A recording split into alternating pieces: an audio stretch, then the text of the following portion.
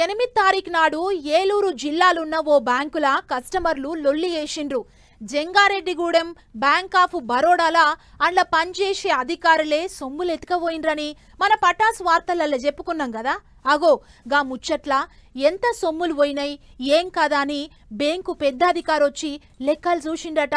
మరిగా గోల్మాల్ ముచ్చటేందో అట్లా పోయి అరుచుకొనొద్దాం పాండ్లి. మొన్న జంగారెడ్డిగూడెం బ్యాంక్ ఆఫ్ బరోడా కాడ ఎంత లొల్లి అయింది ఏం కథ.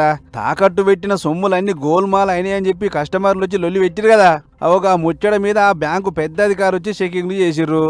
ఎంత పోయింది ఏం కథ అని కాగితాలు కమ్మలు మళ్ళేస్తే 139 మంది కస్టమర్లకు చెందిన 4 కిలోల 39 గ్రాముల బంగారం మాయమైందని తేలిందట. మొత్తం బ్యాంకుల 2756 గోల్డ్ ఖాతాలు ఉన్నాయట.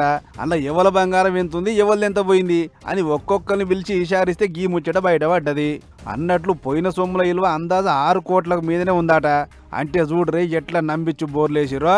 బంగారం మీద లోన్ ముచ్చట్టు చూసే రాజంటోడే ఈ కథ అంతా చేసిండంటారు కస్టమర్లు.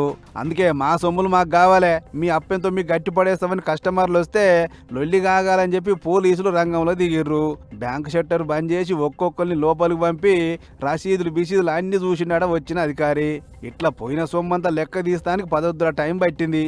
ఇది ఇట్లుంటే కస్టమర్ల సొమ్ము కాజేసి మాకు చెడ్డ పేరు తెచ్చిండు, వాడిని పట్టుకోరి సారు అని చెప్పి గోల్డ్ అప్రైజర్ రాజు మీద కేసు పెట్టినాడ బ్యాంకు మేనేజరు.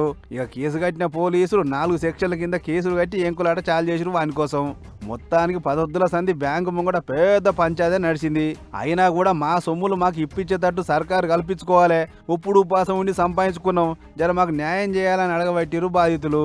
చూడాల మరిగా ఏమవుతుందో.